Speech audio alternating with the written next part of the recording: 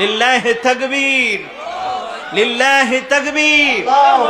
তাহিরি সাহেবের আগমন, শুভেচ্ছার স্বাগতম। লিল্লাহি তাকবীর কইবেন, নারায়ে তাকবীর কইবেন কোন? আমরা তো আল্লাহরে মানি না। আমরা নারায়ে রিসালাত কোন, আমরা তো নবীরও মানি। যেখানে আল্লাহর স্লোগান থাকবে এখানে নবীর স্লোগানও থাকবে, লা ইলাহা ইল্লাল্লাহ মুহাম্মাদুর রাসূলুল্লাহ। এই জন্য আমি ভাবতেছি যে বাইরে আর ঠেলা ঠেলি কইরেন না, এবার আয়েন মিল্লা জিল্লা হইলে বুঝায়েন নেন, নাইলে বুঝায়েন ইত্যালে আর ঠেলা ঠেলি করে লাভ নাই। আমরার অবস্থা বেশি ভালো না, কথা কোন ঠিক না। আর তাহিরি যেই কথাটি কইব এটি কিন্তু ফালাই দনের মতন কথা না।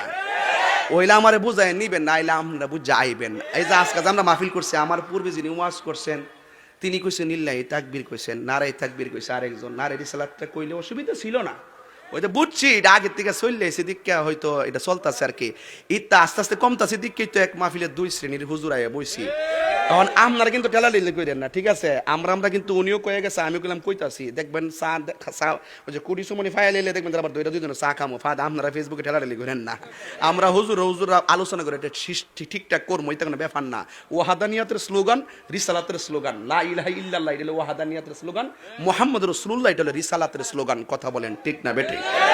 ইত্যা নিয়ে আর ঠেলা ঢিলে দরকার নাই। আসেন আমরা আল্লাহরও মানি, রসুলরও মানি, লা ইলাহা ইল্লাল্লাহ মুহাম্মাদুর। তো এটা কোনো অসুবিধা হইছে? তো এখানে কালিমা পড়তেছি, স্লোগান দিলে অসুবিধা কি? কোনো অসুবিধা নাই, কেউ বলেও নাই যে অসুবিধা আছে। আলহামদুলিল্লাহ আমরা আস্তে আস্তে এগুলোর মডিফাই হচ্ছে। আলহামদুলিল্লাহ জোরে কর না, আরো বড় করে কর না আলহামদুলিল্লাহ। তবে আসেন, এই কসবা কিন্তু আমার এলাকা, কসবা কিন্তু আমার এলাকা। আমরা এই ব্রাহ্মণবাড়িয়া সদর, এটি হলো কসবা। আমরা কসবাতে এমন একজন মন্ত্রী মহোদয় পাইছি যিনি মাটি ও মানুষের নেতা, অত্যন্ত সহজ সরল মানুষ। কথা কন ঠিক না বেঠিক? তো এটা কসবার একটা গৌরব না? সারা বাংলাদেশের আইনমন্ত্রী না? তো এই জন্য এই আইনগুলো প্রণয়ন হয় বাংলাদেশে। আর এই যে কোরআন সুন্নাহ ইজমা কিয়াসের আলোকে যে আইনগুলো, এই আইনগুলো অনেক আগে থেকে প্রতিষ্ঠিত।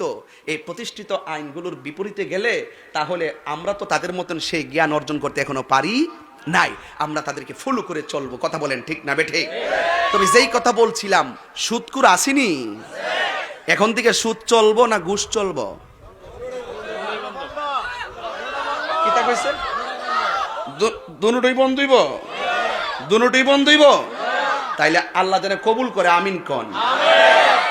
আমার যুবক ভাইয়ারা, there is no god but Allah, Muhammad is the messenger of আল্লাহ।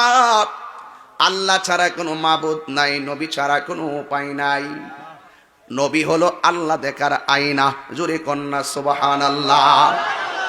মরে যাওয়া লাগবে, কেউ থাকবে না, এমন একটা ঘরে যাওয়া লাগবে যে ঘরের নাম হলো কবর। ওই কবর কি আমাদের আসল ঘর না নকল ঘর? ওই আসল ঘরে যাওয়ার আগে আল্লাহর বিধানগুলো মানার মতো মানতে হবে। বাজার আছে না আমাদের দেশে? বাজার আছে না নাই?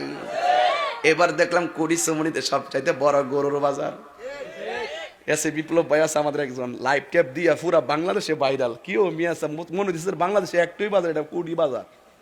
ঘটনাটা খুব চমৎকার। দেখলাম যে প্রচুর মানুষ হইছে এই কুরবানির গরুর বাজারটা খেয়ে। হাদিস শরীফের মধ্যে সুকুল্লাহ বলা হয়েছে, আল্লাহর বাজার বলা হয়েছে।